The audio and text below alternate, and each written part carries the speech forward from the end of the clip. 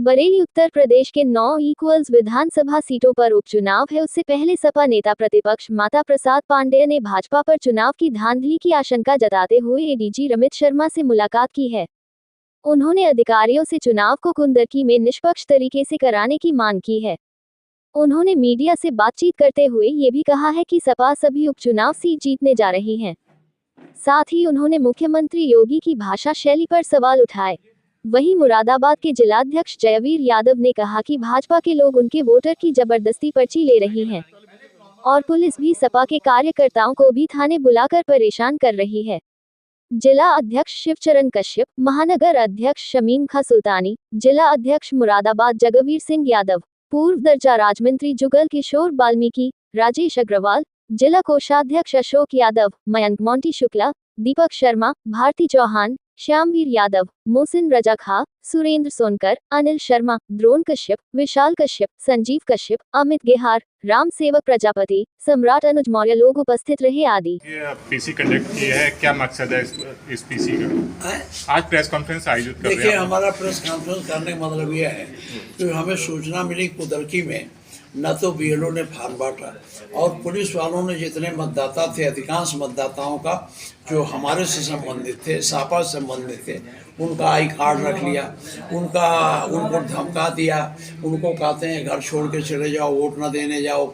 इसलिए मैं आया अपने कार्यकर्ताओं के मनोबल को ऊंचा करने के लिए और अधिकारियों से मिलकर कहने के लिए कि भाई आप कानून के हिसाब से चुनाव कराओ, ये प्रथा तानाशाही वाली गलत है। उपचुनाव में सर कितनी सीटें जीतने हम तो सब सीटें जीत जाए, दरोगा पुलिस सड़ जाए जी। लगता है कुछ गड़बड़ हो सकता है चुनाव में? अब गड़बड़ की सूचना पर ही तो मैं आया हूँ।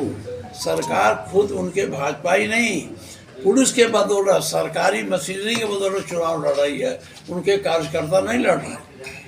भाजपा तो हमेशा कहती है कि जो सत्ताधारी पार्टी होती है उसका उपचुनाव होता है, तो क्या कहना ऐसा नहीं है। बहुत पहले भी हम लोग रहे हैं, पहले जो है विपक्ष उपचुनाव विपक्ष जीतता था।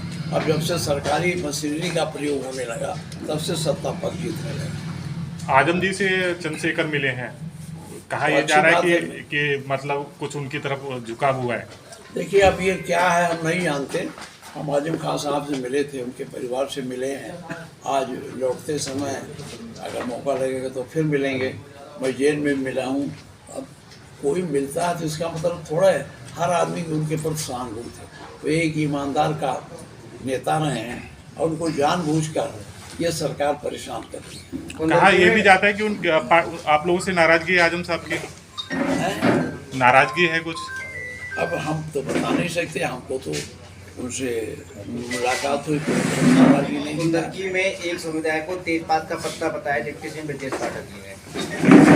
क्या कुंदरकी चुनाव में ब्रजेश पाठक जी ने जनसभा में एक समुदाय, विशेष समुदाय को कहा कि तेजपात का पत्ता है जो काटते हैं उसका फेंक देते हैं, उसको समुदाय का कोई समाधान। देखिए, वो तो हर हमारे मतदाता को हर तरह से डरवाएंगे, हर तरह से परेशान करने की बात करें। जैसे ये कह रहे हैं कि 20 के बाद लाल टोपी जेब में चली जाएगी, वो तो 20 के बाद पता चलेगा।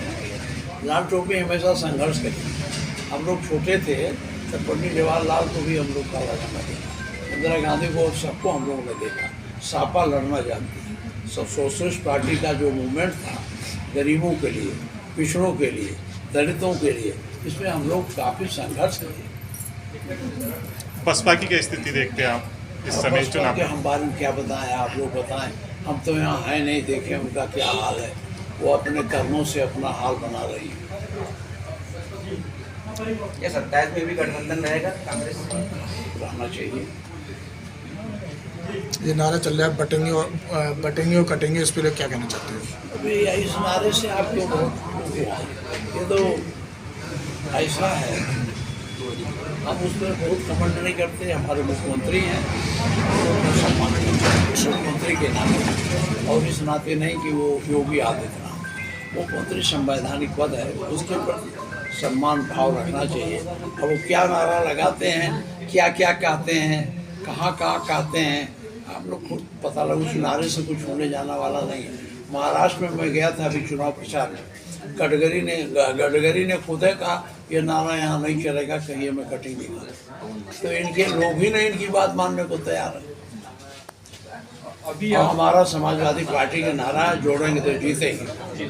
आप एडीजी से मिले, आप एडीजी से मिले, क्या चुनाव में गड़बड़ी न होने को लेकर किसी बात पे विमर्श हुआ? नहीं, हम इसीलिए उनसे मिले और कोई कारण नहीं था कि यहाँ सूचना है कि ये पुलिस इस तरह से कर रही है, लोगों को धमकी दे रही है, उनका आई कार्ड ले लिया है और कहते हैं कि वोट देने न जाओ। और आप यहाँ पुलिस के सबसे बड़े अधिकारी हैं, तो आपको इस अखबारों में भी वहाँ के सब न्यूज़पेपरों में और पूरा हमने एविडेंस दी है पर्यवेक्षक भी और सब कि हमारे जो वोटर हैं उनकी आईडी ज़बरदस्ती छीनी गई है, राशन कार्ड राशन डीलर के माध्यम से, प्रधान के, पुलिस के माध्यम से बड़ी संख्या में छीनी गई है। अच्छा, और जो अभी तक पर्ची नहीं बांटी गई है BLO के द्वारा किसी भी उसमें। तो हम इस पे क्या मान के चले, हमारी क्या रणनीति होगी, हम कैसे वोट डाल पाएंगे जब आप अगर अभी से जो अभी जैसा कि पांडे जी कह रहे थे कि सपा हमेशा लड़ने वाली पार्टी रही, कोई भी सत्ता में रही हो ना रही हो इससे कोई फर्क नहीं पड़ता। नेताजी जहाँ खड़े होते थे वहां पे हमेशा सपा लड़ के आगे बढ़ के चुनाव में उतरी है, हारी भी है तो भी लड़के आती है। तो क्या हम अभी तो पहले से ही इसको हार मान ले रहे हैं? समाजवादी पार्टी तो संघर्ष से ही पैदा हुई। हमारे आदरणीय स्वर्गीय श्री मुलायम सिंह यादव जी ने संघर्ष से ही समाजवादी पार्टी को पैदा करा। अभी भी समाजवादी पार्टी का एक एक कार्यकर्ता वर्कर इतनी पुलिस की उत्पीड़न के बावजूद भी लड़ रहा है और संघर्ष कर रहा है। ऐसा नहीं है कि हम उन्होंने पर्ची अगर BLO के द्वारा या उनको नहीं बांटेंगे तो हम अपनी व्यवस्था से जो हमारे पार्टी के कार्यकर्ता हैं, वर्कर हैं, वो अपने हाथ से लिखी हुई पर्ची को बनाकर देने का काम कर रहे हैं। तो समाजवादी पार्टी का एक एक साथी हमारा जो वर्कर है लगा हुआ है पूरी तरीके से। आप बरेली में हैं, मुरादाबाद से, इतना पुलिस का इन्वॉल्व है वहाँ कि अगर समाजवादी पार्टी के अभी हमारे जिलाध्यक्ष जी भी 2 दिन रहे, माने अगर किसी कार्यकर्ता के घर जाकर बैठ गए तो उसके तुरंत बाद पुलिस पहुँच जाती है और पुलिस उसको थाने बुलाती है कि भाई तूने क्यों बैठाया आपने, या तो गाँव छोड़ दो और वोट डालने नहीं जाना है। तो इतना उत्पीड़न कर रखा है। कोई भी समाजवादी पार्टी का नेता अगर किसी वहाँ पर गांव में जाकर बैठ रहा है तो उसके साथ पुलिस उत्पीड़न कर रही है। पुलिस मालाएं पहन रही है। बहुत बहुत धन्यवाद।